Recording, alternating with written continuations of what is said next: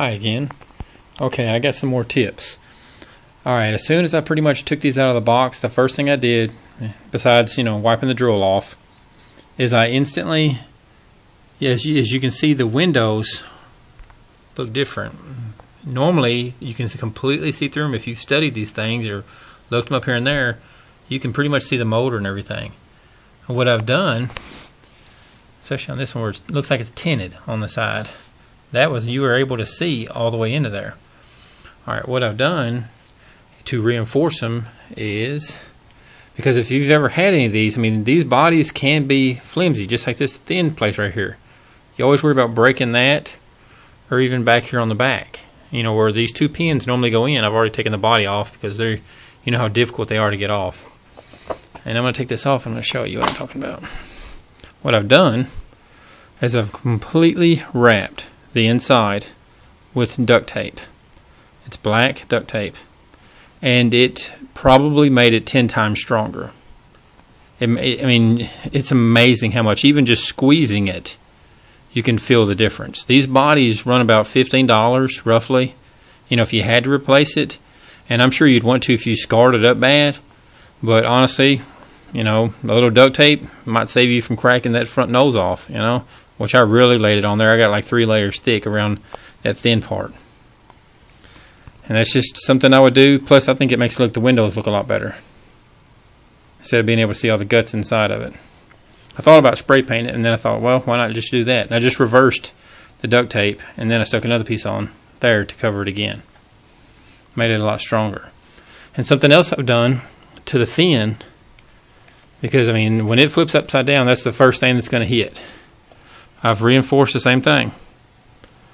I put probably 4 layers of duct tape on that, cut it as neat as I could, and it made that fin incredibly stiff. And it actually holds it together a lot better that I've seen, compared to where this one don't have it, and that's already my second one.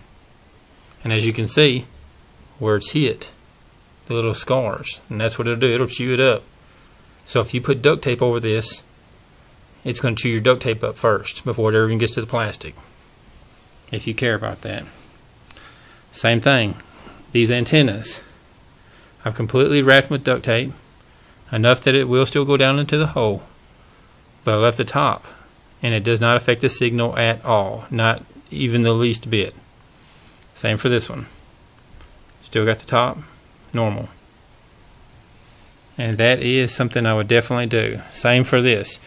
If you've read any of the instructions or seen any of the other videos, it says to check every bolt, and normally this was this color blue, which is cool. I like the blue, but there were at least 20 screws on the bottom of this thing or more, and I just lined it with duct tape, same thing, and I only kept the important parts to see where the gear and the transmission gears are, which that was the only 2 actual boxes.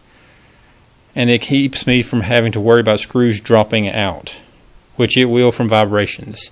Yes, you do need to buy Loctite, blue Loctite, not red. Red's too good. You'll never get it back off, and I'm sure the part will break eventually, which is just kind of the nature of the beast.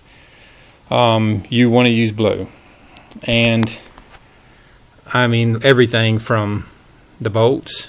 And I was afraid of Loctite for a long time, but now I've used it on every one of the bolts, all 4, both cars, and just random ones. Anywhere where a bolt goes into plastic, I put it in there also. And let me show you something. And I did the same thing with this one, exactly the same, all the duct tape. And I thought I had all the bolts done, and sure enough, oh yeah, and here's one other thing. I don't know if you can see it. I've reinforced. See if I can get this into focus.